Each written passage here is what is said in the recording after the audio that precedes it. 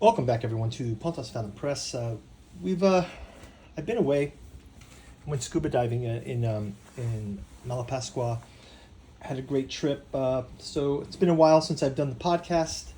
I think we did our Eclipse podcast, Pontos Fathom podcast, episode 70. I'm just going to call this our podcast 71. I'm kind of in the process of just getting rethinking some of the things of the channel. But I thought I'd walk through a bunch of books, ideas I had for some future podcasts. I've got a huge, massive stack of books here on the table. I thought maybe we just go through them. And maybe if you like something there, leave a comment below. And we'll just kind of have fun with this. Just think of it kind of like a stream thing. One thing I've got here is I've got this stack of Michael Moorcock's Elri Saga here. By the way, if you guys are interested in the scuba diving, I'll send some links there. I'm just kind of starting to document it, just getting my scuba diving up a little bit better, but really into scuba diving these days. Just got some selections from this Michael Moorcock Elri Saga. This was always one of my favorites growing up. I mean, this was Elric of Melniboné, Stormbringer. These things are epic. And one of the things I thought was interesting about this, it's kind of like there's a podcast in here about the works of fiction that missed their time to be adapted. Something like that. Or works of fiction, or works of fiction that are so iconic that everybody ripped them off, so now it's hard to decipher. And I think Elric was kind of like this. Obviously, there's been tons of books, Elric. There's been comic books on it, but I think it's missed the big screen. And then we had The Witcher kind of steal its thunder. Anytime you see an albino, elven, drow type character, I mean, even Hellboy 2 kind of had an Elric-like character. There was elementals. I think a lot of that kind of pulled from here. But look at these. Look at the forwards by Alan Moore. You've got a quote by J.G. Ballard. You've got Tad Williams. You got Walter Mosley. You got Michael Chabon. You really people influenced by this saga. But I also feel in a way that the John Carter of Mars saga kind of fits in this space too, where it has the time has a time passed where you really can, even though there was a John Carter movie, I think by the time, Star Wars has already ripped it off, right? So I think these are these iconic works where it's almost like they're focused in the time frame. And another one I've got, the other stack that fits this genre as well, is the Neuromancer trilogy. I thought of doing another one too that was kind of on this too. So you got William Gibson's Neuromancer trilogy here, Count Zero, Neuromancer, and Mona Lisa Overdrive, and then they've got the Burning Chrome short story. This has always been great. Johnny Mnemonic is in here. The Gernsback Continuum is a cool one. I always like the Gernsback Continuum. It's the concept is a guy kind of wanders off into the area of town that's sort of run down, but it's sort of run down with ads from a future, say Jetpack future that never happened. And the more he starts exploring this area, the more he slips into another kind of time stream where the missed opportunities of science fiction actually happened in that realm. So it's kind of a cool concept. But I think that this is by far the apex saga of the works of Gibson. And I think that I was thinking of another thing too. It's sort of like I saw this thing about I think the term was called enshittification on social media. I saw this topic. I kind of think that these are the franchise killers in a way, because everyone was influenced by Gibson, and even Gibson himself, I think his works kind of got less and less cyberpunk, and more they occupy that weird uncanny valley of how we're catching up with technology, but we're not really going anywhere. I mean, I'm a huge fan of Idoru, also by Gibson. We did some podcasts on him. We also did podcasts on Michael Moorcock. I've watched Witcher. I've seen the game a bit, but not really ever read the books. But I don't feel the need to, because I'm already an Elric fan. But I kind of do like the Virtual Light period. It had Virtual Light, Idoru, kind of cool one. But these all kind of fit in that same space of, are they not translatable anymore? I mean, it has the time passed. Again, another one, a huge fan of Burning Chrome. I think this is a great book. I think for me, obviously, Neuromancer is the great book. But I would say I almost like Count Zero better than Neuromancer. In Count Zero, there's a great little quote in here. I'll just read you some of this. It's so cool. It says, "They sent a slam hound on Turner's trail in New Delhi, slotted it to his pheromones and the color of his hair. It caught up with him in a street called Chandi Chowk and came scrambling for his rented BMW through a forest of bare brown legs and pedicab tires. Its core was a kilogram of recrystallized hexagene and flaked TNT. He didn't see it coming. The last he saw of India was the pink staccato facade of a place called the Kush Oil Hotel. Because he had a good agent, he had a good contract. Because he had a good contract, he was in Singapore an hour after the explosion, most of him anyway. The Dutch surgeon liked to joke about that. How an unspecified percentage of Turner hadn't made it out of Palam International on that flight and had to spend the night there in a shed in the support vat. It took the Dutchman and his team 3 months to put Turner together again. They cloned a square meter of skin for him, grew it on slabs of collagen and shark cartilage polysaccharides. They bought eyes and genitals on the open market. The eyes were green. He spent most of those 3 months in a ROM-generated stim sim construct of an idealized New England boyhood of the previous century." Gosh, that is good. Fun stuff. And also Stormbringer. I mean, gosh, this is a great one, right?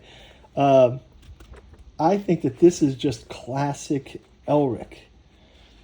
This is classic...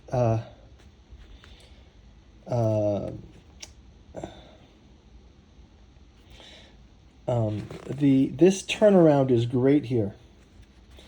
For weeks he consulted the grimoire. Elric locked the door behind him, thinking of the spy's information. He knew without supernatural aid, no ordinary fleet, no matter how large or courageously manned, could possibly withstand Jared Glean. For weeks he consulted the grimoires.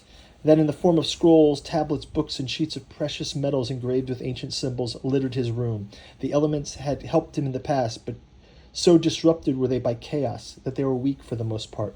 He unstrapped his hell sword and flung it on the bed in tumbled silks and furs. Wryly he thought back to earlier times when he had given in to despair. Now those incidents which had engaged the mood seemed merely escapades in comparison to the task now weighed in his mind.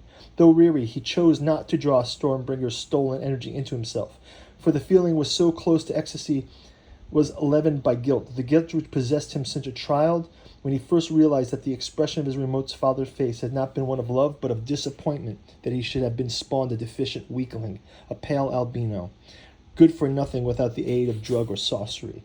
Elric sighed and went to the window to stare out over the low hills, and beyond them to the sea. "I care not for this responsibility," he said. "When I fought the dead god, he spoke of both gods and men as shadow things, playing puppets part before the true history of Earth began, and men found their fates in their own hands." Whoa, this is so edgelord. Good stuff. Okay, so there's your Elric Saga. Some ideas of like maybe the unfilmable podcast. What do you think of that one? What else have I got? I've got a stack of... we've talked about these before. I've got these kind of alternate history. All of this is really inspired by... Let me pull these up. The granddaddy of them all is Holy Blood, Holy Grail by Michael Bajan, Richard Lee, and Henry Lincoln. This is the thing that was kind of ripped off by the Da Vinci Code about a secret found in Rennes-le-Château in France. It pulls in the Cathar, Montségur Tower. I think I've done a podcast on this as well. I went to Montségur some years ago, and I've been here to the Tour Magdala in Rennes-le-Château. Pretty cool trip. There's Mount Zion, and conspiracies around this, but it ended up being that the Holy Grail wasn't a Grail, but it was Sang Real, the Holy Blood, and that about Mary Magdalene and Jesus. Then they made a sequel to this, The Messianic Legacy, which is kind of more like the template of future books like Jim Mars's Rule by Secrecy. It's kind of one of these like it's kind of one of these books that are, a political tour of crossing between our history and current times. Here we've got the Qumran, the Dead Sea Scrolls were coming out. Here's Compostela. We've got the Egyptian Church, ancient sects and movements, Medegio Hill. So they're kind of going on the Armageddon, end of the world kind of thing. And I think these books also informed these books. So you kind of go down this wormhole of Holy Blood, Holy Grail. It branches into two sections, right? One is the political section, like Jim Mars's Rule by Secrecy. This goes that way. But then you've got these guys who kind of continue that trope. Like it seems Lawrence Gardner takes the Holy Blood, Holy Grail and continues it with his books. Bloodline of the Holy Grail, The Genesis of the Grail Kings, Realm of the Ring Lords.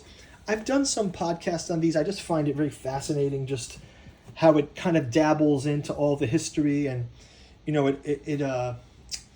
it brings to mind the classics of like Knights Templar, things like that, right? But then there's also this branch that goes to the Trevor Ravenscroft sort of space, which with the Spear of Destiny. I think this is the first time I found out about Rudolph Steiner. They're talking about in this book, Rudolph Steiner and Ahrimanic topics being fascinating to the occult power behind the spear which pierced the side of Christ, how Hitler inverted the force in a bid to conquer the world. This got continuing the story of this was the Mark of the Beast, which I believe this is where it goes into things like the Battle of the End of the World, which is also like the Messianic legacy, kind of like how the world is going to end. And then also there's the Cup of Destiny. Again, this is the Trevor Ravenscroft version of Cup of Destiny. This kind of goes a little bit more into the literary history. So you've got the Manichaean origins of the Grail Christianity, historical background to Wolfran's Parsifal, the Grail Messenger, etc. So these are all great reads. I think that they're just kind of like the classics of this kind of space. What is this space, right? This space is kind of like, it goes two ways again. Like, the more political things, we end up in that space of books like, this is Behold a Pale Horse by William Cooper. This was like before there was the internet. This is like a document dump of everything from secret society, silent weapons for quiet wars. There's a great article here of like how cash is like an electrical current. Look, he quotes Holy Blood, Holy Grail in this. This is great. HR 4079, FEMA camps. Some UFO type MUFON discussions. The protocols of the wise men of Zion are in here. All kinds of weird conspiracy stuff. The story of Jonathan May.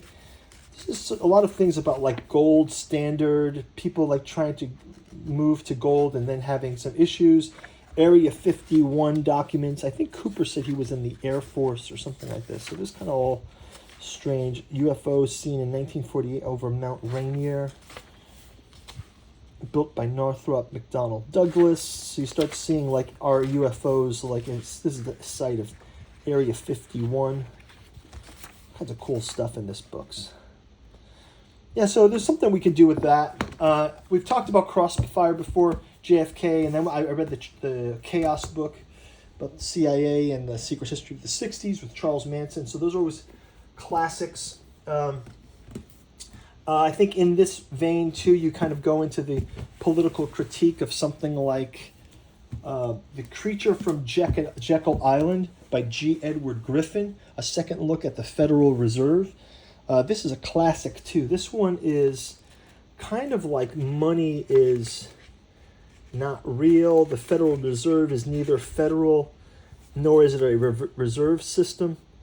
And the creature from Jekyll Island references a meeting. Let's go through the table of contents. Second look at the Federal Reserve. Talks about what is the creature. Journey to Jekyll Island. So Jekyll Island, it refers to a meeting in the 1920s, I guess, where they decided on creating the fiat money system, and the Federal Reserve banking was created, in which they basically just generate money. And then they talk about how, like, the history of money comes out of here, like, things like the creating debt as an object of money, and the tally stick system, all kinds of ancient systems of money, and who controls the banks controls politics, basically. And it kind of goes into the Rothschilds, the way the different boom-bust cycles that have happened, and they kind of go into this idea of the boom-bust cycle, where it's, like, basically everything's rigged, but it's a cool one. You learn a lot of stuff through that, just like a perspective on things, right? Got the murdered magicians, the Templars and their myth. So Knights Templar is always kind of interesting. This is a pretty straightforward a biography or history of the Knights Templar, but I never had read one, and this one's kind of a cool one.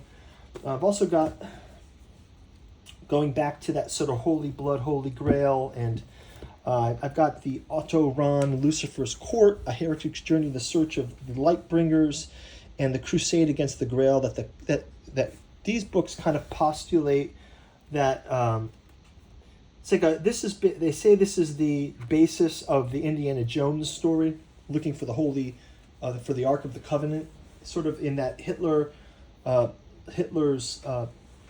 forces were across the globe looking for holy relics. So we got a little bit of that with the Spear of Destiny, right? These are all things that kind of come out of this.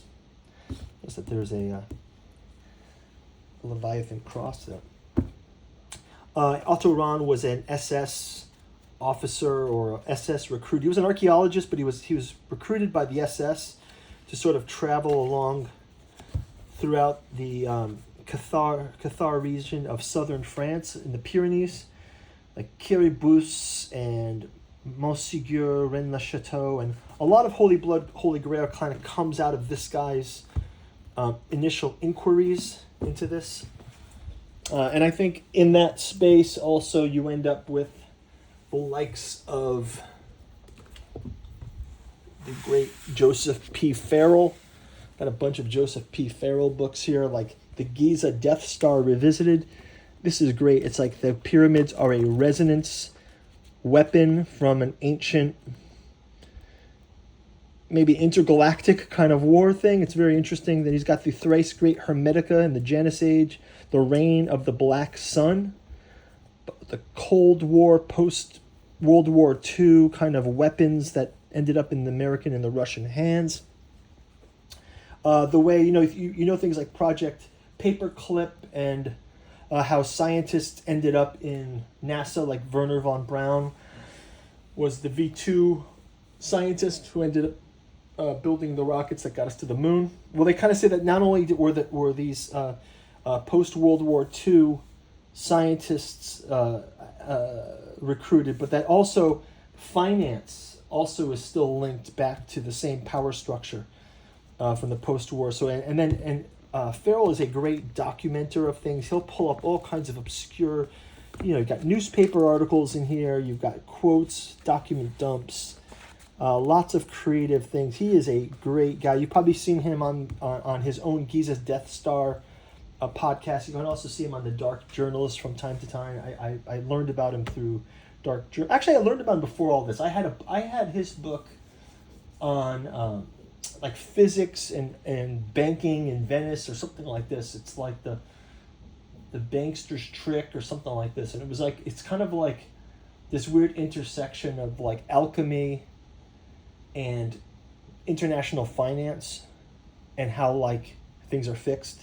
Then the Brotherhood of the Bell kind of like this is maybe starting a breakaway civilizations type of talk where it's World War II, German scientists dabbling in creating some kind of, is it a UFO, is it a resonance weapon, is it a weapon, is it a time machine, is it a portal, who knows. So this all comes out of that kind of same space of alternate research. Really good stuff there.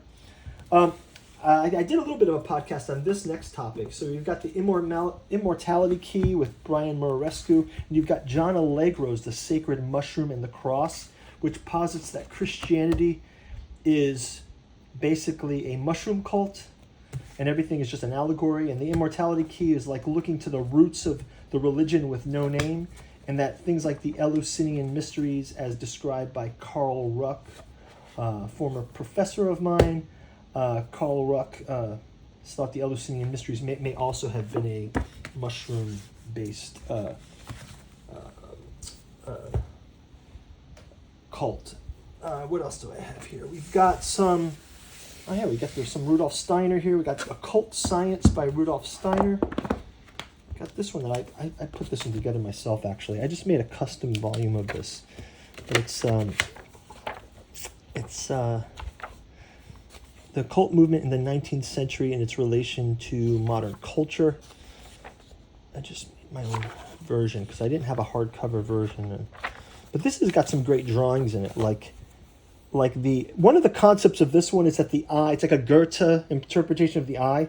The eye does not let eye in. The eye actually allows consciousness to reach out to see things. This is such a weird idea. This is early 20th century. Ahriman and Lucifer come up in here. The Secret Doctrine, Cycle of Life and Death, Reincarnation. Very, very esoteric stuff.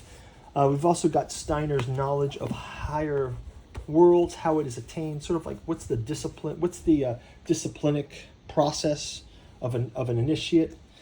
I've got this light on St. John. I picked this up for like 29 baht, like under $1 in a bookstore bin in Bangkok. But it's again, I'm a big fan of these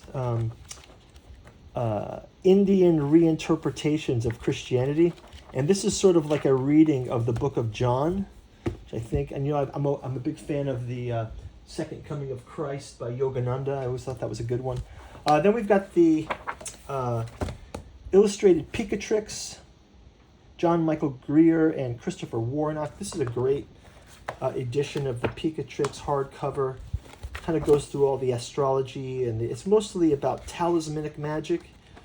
It's kind of a cool one. What else have I got for you guys here on the table? Got Giordano Bruno's De Umbris Idearium on the shadow of ideas and the art of memory.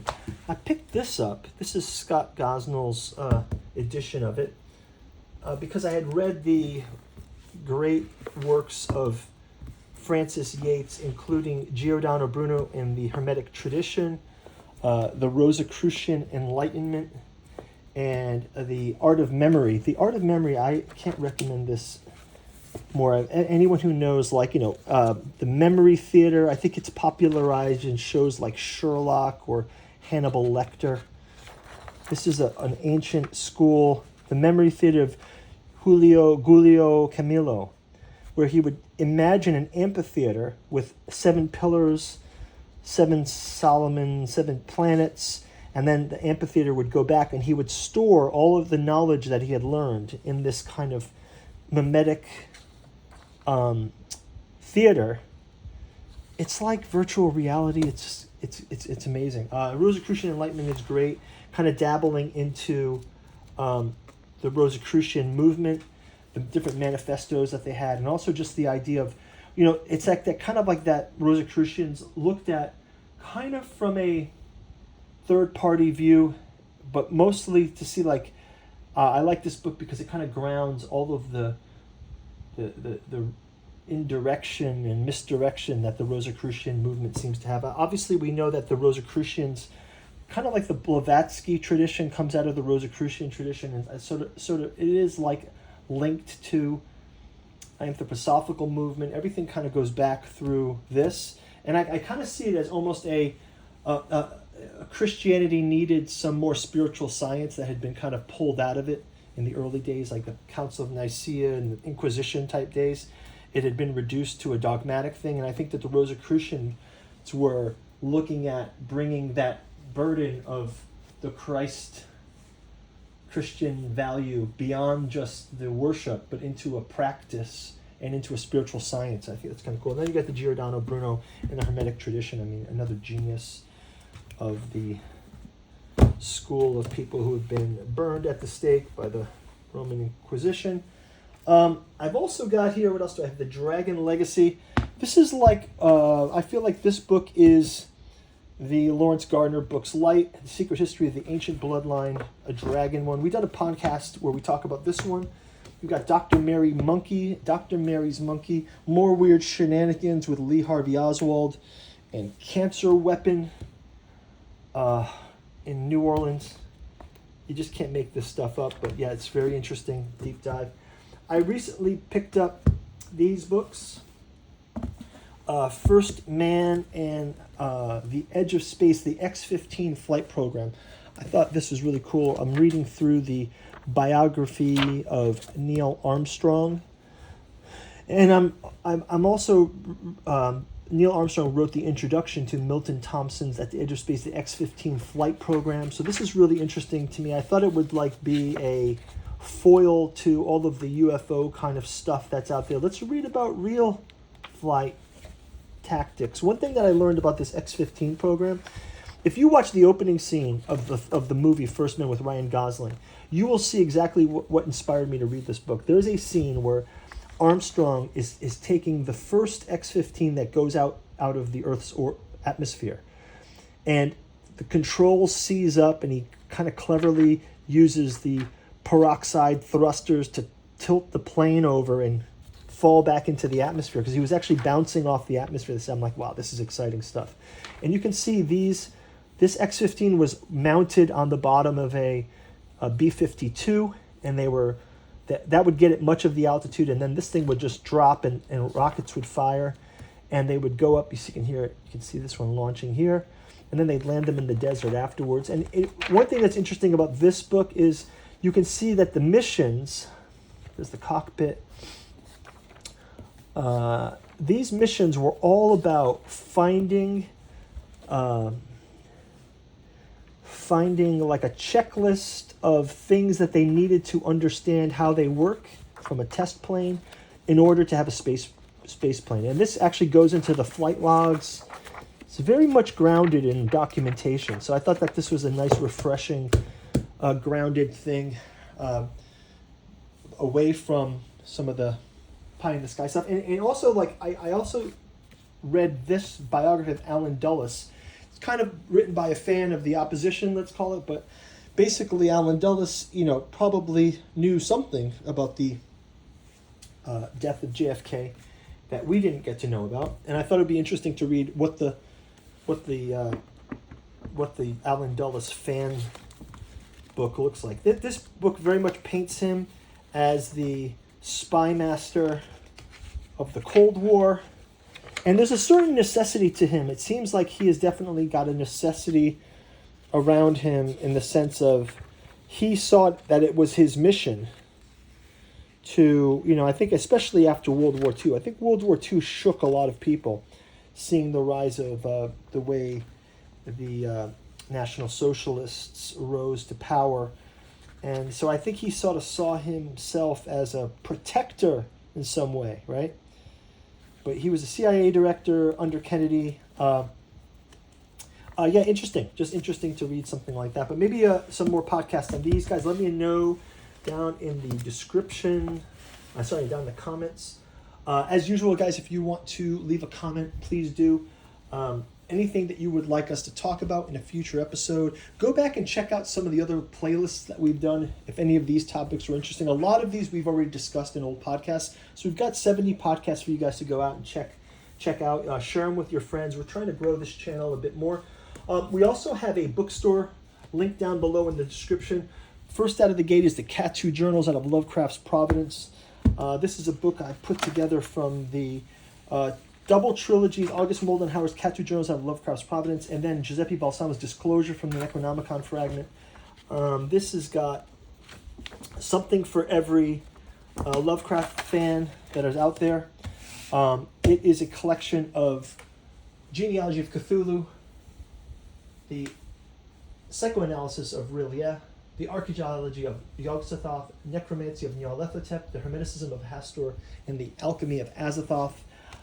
Each one of them kind of focuses on one of the great old ones, let's say, of Lovecraft's mythos, but then it also kind of bridges it to the concept that Lovecraft seems to have evoked with this thing. So, for example, Necromancy and Nyarlathotep really goes deep into this question of what is the confusion around life and resurrection, and what is reincarnation, and what's a zombie, and why is there this spectrum of confusion around this? If you're interested in any of these, we've got podcasts on every one of the books. So go check out our podcast list, and you can listen before you purchase. We've also got Alchemy and Anthroposophy in the Dune Saga. This one deep dives into the works of Carl Jung and Rudolph Steiner, and sees those things in their role as a sort of influence of Frank Herbert's Dune Saga. And it kind of goes through the saga one by one. We've actually done a number of Dune podcasts on the channel as well. You can go check those out. You can also check out the book in the links below. And then finally, there is the Artificial Psychoanalysis of Desiring Machines. Again, collecting the 3 volumes of Impedance and Admittance in Desiring Machines, a Psychoanalysis of Artificial Intelligence, and Computational Complexity in Psychiatric Agency. This one goes through things like Lacanian Graph of Desire. It goes into the idea of, are we becoming more machine-like, or are machines becoming more like us, or is it sort of an inversion? It talks about the architectures of a proposed future architecture of artificial intelligence. The Turing test is in here. Book 2 kind of goes into the what's the future parent complex? What's the psychoanalysis of artificial intelligence? Such a thing would happen. And we go into things like the internet and cinema as like the parent of artificial intelligence. And then finally, computational complexity in psychiatric agency explores the idea of the next leaps that we'll have through artificial intelligence. So that's going to wrap it up for this week. Guys, thank you so much for spending some time going through some books. I will get these shelved, and looking forward to doing some future podcasts. If you want to go check out our diving channel, go and check that out. We also have another channel out there if you're interested in our hobby channel. So I've been busy with a lot of channels, so sorry I haven't done a lot of podcasts here. Please leave your messages below if you would like to see a topic. Go out and check out the playlist. It really helps to support the numbers and grow the channel. And thank you guys for listening to me. I always appreciate everyone's comments here and as well as over on the Patreon. So much love to everyone for their support, and continued support keeps this channel running. So thank you guys so much. Okay, take care. Have a good week. I will try to get back on a schedule. I've been away for a little bit, but I am back. So thanks a lot. Talk to you soon. Bye-bye.